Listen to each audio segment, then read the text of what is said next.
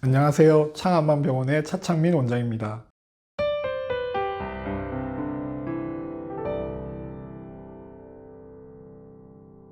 한방 다이어트 많이 들어보셨죠? 한방 다이어트를 할 때 가장 큰 장점이 무엇일까요? 그건 바로 자신의 체질에 맞춰 다이어트를 할 수 있다는 것입니다. 혹시 사상체질이라고 알고 계신가요?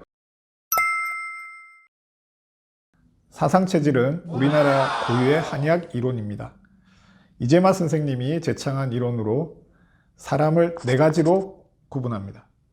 폐가 크고 간이 작은 태양인, 반대로 간이 크고 폐가 작은 태음인, 그리고 비가 크고 신이 작은 소양인, 반대로 신이 크고 비가 작은 소음인으로 구분합니다. 모든 체질은 타고나는 것이며 중간에 바뀌지 않고 마음가짐과 몸 상태가 서로 연관이 있다는 게 사상체질 이론의 핵심입니다.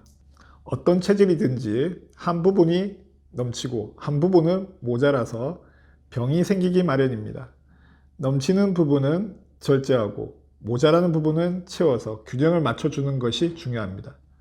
비만도 소비되는 에너지보다 흡수되는 에너지가 과해서 생기는 불균형의 문제입니다. 그럼 체질 중에서도 살이 찔 확률이 가장 높은 태음인부터 이야기 드리도록 하겠습니다. 이게 어디 있죠? 여기 있네요. 자, 태음인은 간이 크고 폐가 작습니다. 여기서 말하는 장부의 크기는 실제 크기가 크다, 작다는 말이 아니라 기능이 과하다, 모자라다는 것을 의미합니다. 그리고 간이란 이 간장 부위, 그러니까 간장, 리버를 말하는 것이 아니라 한의학에서 말하는 간에 해당하는 생리적인 기능과 성정을 모두 포함하는 개념입니다. 주변에 저 사람 간 크네 하는 말을 들어본 적이 있으실 겁니다. 간이 크다는 이야기가 나오는 상황을 생각해 보면 한의학에서 말하는 간이란 장비를 이해하실 수 있으리라고 생각됩니다. 보통 사람들이 생각하지 못하는 일을 갑작스레 할 때, 그 사람 간이 크네 라고 합니다. 간은 조용히 에너지를 축적시키고 모아서 물질적으로 변화시키는 역할을 합니다.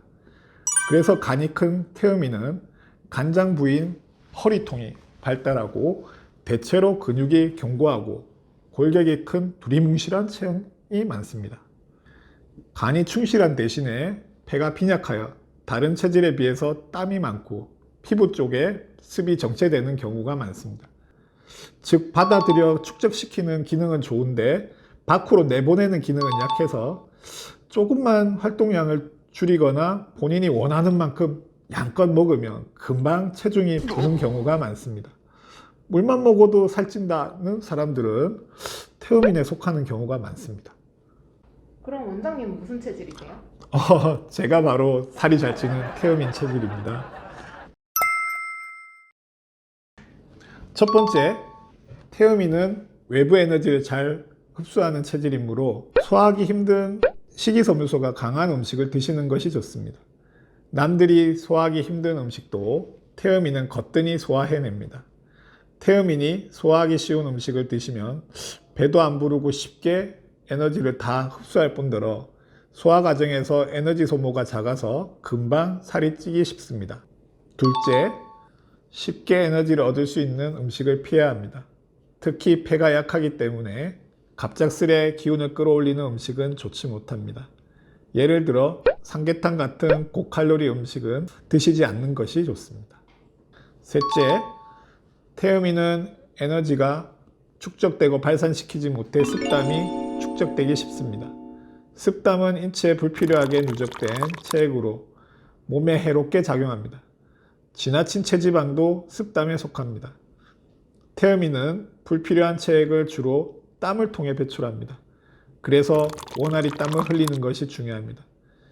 습을 없애고 땀을 잘 배출할 수 있도록 도와주는 차를 드시는 것도 한 가지 방법입니다. 예를 들어 율무차나 칡차 등이 태음인에게 잘 어울립니다. 넷째, 폐 기능이 약한 경우가 많으므로 심폐를 강화시키는 유산소 운동을 꾸준히 하는 것이 좋습니다. 땀을 흘릴 정도의 강도로 하시면 더 좋겠죠. 그래서 태음인은 달리기, 걷기, 자전거 타기 등 심폐를 강화시키는 운동들이 도움이 됩니다. 태음인은 다른 체질보다 쉽게 살이 잘 찔 수 있지만 사실 다른 체질보다 적은 연령에도 생활할 수 있는 효율이 좋은 체질입니다.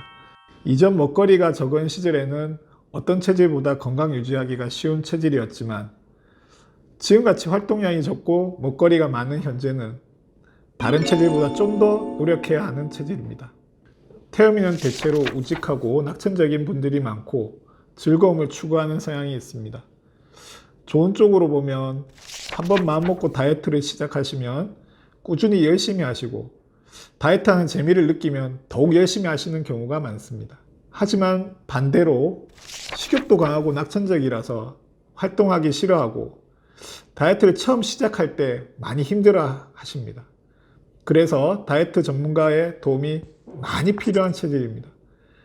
태음인인데 체중이 많이 늘어 고민이신 분들은 전문가랑 상의하여 꼭 다이어트의 재미를 느끼고 꾸준히 실천할 수 있는 계기가 필요하겠습니다. 오늘은 체질별 다이어트 방법 중에 살이 가장 쉽게 찌는 태음인에 대해서 알아보았습니다. 다음번에는 식욕이 너무 왕성해서 고생하는 경우가 많은 소양인에 대해서 알아보겠습니다. 아무쪼록 올여름에는 날씬하고 건강하게 지내시길 빌며 이 영상을 시청하시는 태음인 여러분은 오늘 말씀드린 4가지 다이어트 수칙을 꼭 지켜보세요. 그럼 안녕.